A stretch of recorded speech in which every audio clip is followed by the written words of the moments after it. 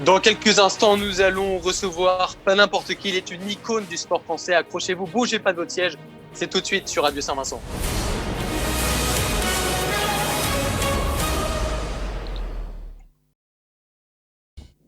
On est toujours avec Pierre Ménès sur Radio Saint-Vincent. Voilà, grand honneur de l'avoir toujours. Voilà, maintenant on va s'attarder un peu plus sur le Stade Rennais. Voilà, le Stade Rennais qui ressort d'une très belle saison. Voilà, donc Pierre, première question, le Stade Rennais est un club en développement. On a vu par exemple l'épopée en Europa League la saison passée, la victoire en Coupe de France 2019 et le record de points au compteur pour la saison 2019-2020, notamment grâce au travail d'Olivier Létang, que tous les supporters remercient justement pour son professionnalisme et son ambition. Mais aujourd'hui, lui aussi, il a été remercié d'ailleurs. Ouais. Mais aujourd'hui, qu'est-ce que tu penses qui manque au Stade Rennais pour devenir un club faisant partie du top 3 Ligue 1 chaque saison et ainsi concurrencer les grands d'Europe? Déjà, je dirais qu'il va manquer Olivier Létang. Parce que c'est quelqu'un, c'est très curieux, parce que j'avais travaillé avec lui au Stade de Reims et ça n'avait pas collé entre nous. On s'est rapprochés quand il a été au PSG, encore plus quand il était à Rennes. Il a fait Moi, je connaissais la Piverdière avant Létang, j'ai vu la Piverdière après Létang. Avec Antonetti, c'est ça? Ouais, enfin avec Antonetti et ses successeurs. Ouais. C'est pas le même centre d'entraînement. C'est une vraie révolution. Donc voilà. Moi, j'ai pas compris qu'il se fasse virer comme ça. J'ai pas compris le timing. Je n'ai pas compris les raisons. Enfin, si, je les connais trop bien. C'est une guerre d'ego entre Julien Stéphan et lui, clairement. Je trouve ça un peu nul qu'on vire le président pour donner les pleins pouvoirs à l'entraîneur. Je trouve ça au plus extrêmement risqué. Alors, on a vu des joueurs arriver pendant les derniers mercatos, comme Flavien Tay, Jérémy Morel, ou encore l'ancien joueur du Sporting Rafinha. Alors, qu'est-ce que tu penses de la venue de ces joueurs et leur impact au sein de la formation de Julien Stéphan? Alors, Morel, partout où il est, on se fout de sa gueule et on a tort parce que c'est un mec fiable. Flavien Tay a eu beaucoup de mal. Il a eu une grosse suspension, puis une blessure. On verra peut-être un meilleur Flavien Tay l'année prochaine. Rafinha, il a eu quelques problèmes d'acclimatation. Il était pourtant très bon à l'entraînement. Et puis, il allait plutôt crescendo. Donc, je pense que c'est un joueur intéressant. Peut-être payé un peu cher, mais un joueur intéressant.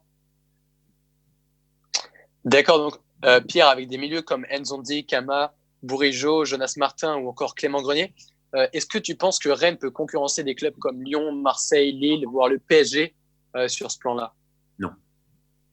Non. Alors, il faut voir de quel Marseille on va parler l'année prochaine. Hein, parce que c'est sûr que s'ils vendent 3 joueurs et qu'ils achètent des joueurs inférieurs, l'équipe sera considérablement affaiblie.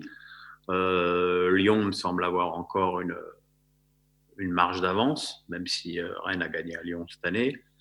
Le PSG, évidemment aussi, mais c'est le PSG. Je veux dire que le PSG soit devant Rennes, ça me paraît être la moindre des choses.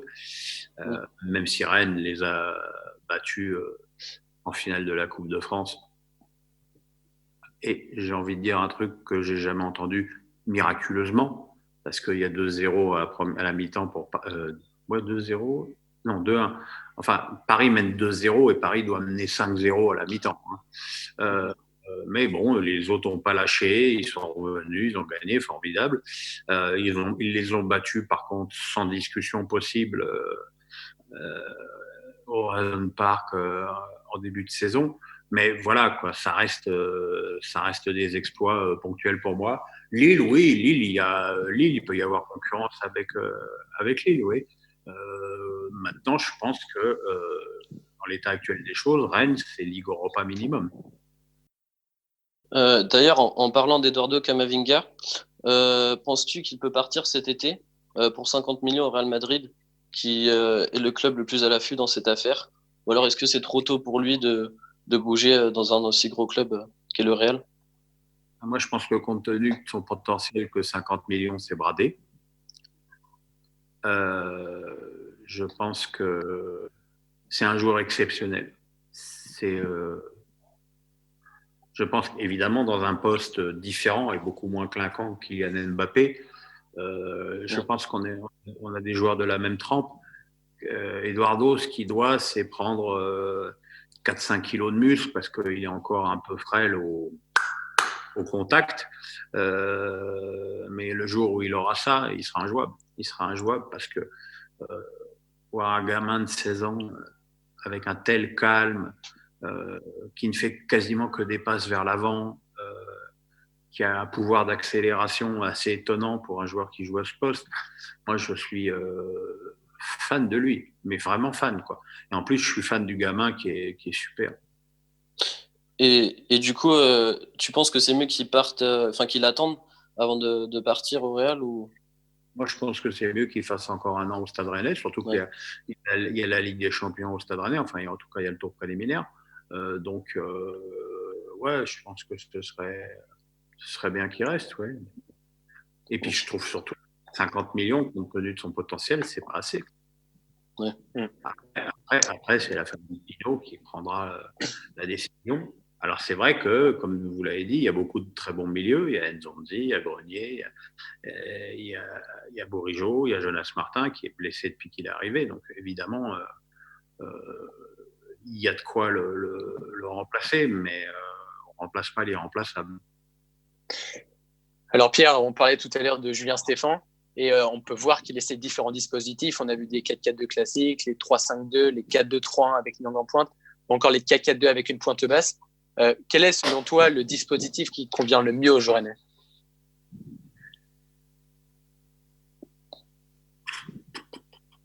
« 4-4-1-1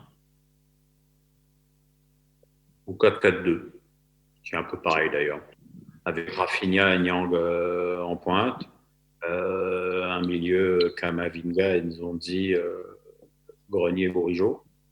Parce que là, tu as quand même un milieu très costaud, avec beaucoup de physique et beaucoup de technique. Et puis une défense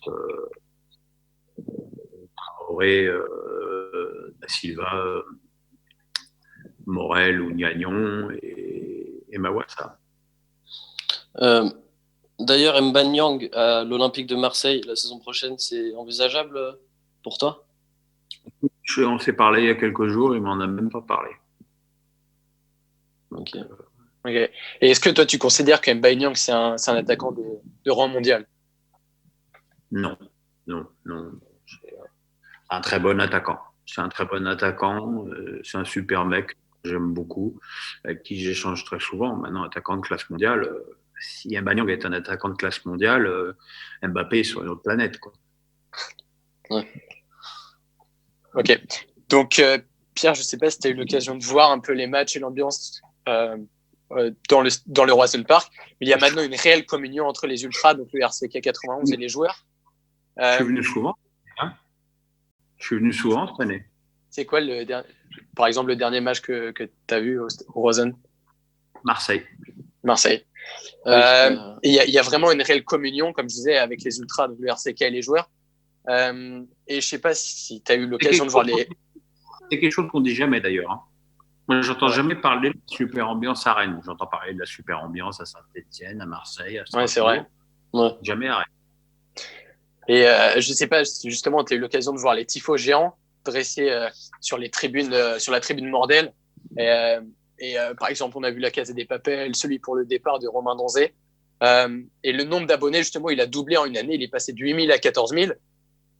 Donc, qu'est-ce que tu penses finalement de cette renaissance du public breton depuis 2 saisons, depuis l'épopée en Europa League finalement Merci Olivier Létang, merci Julien Stéphan, merci les joueurs. C'est le résultat, ce sont les résultats et le comportement de l'équipe qui font qu'il y a ce phénomène aujourd'hui. Hein, c'est rien d'autre. Hein. Ok.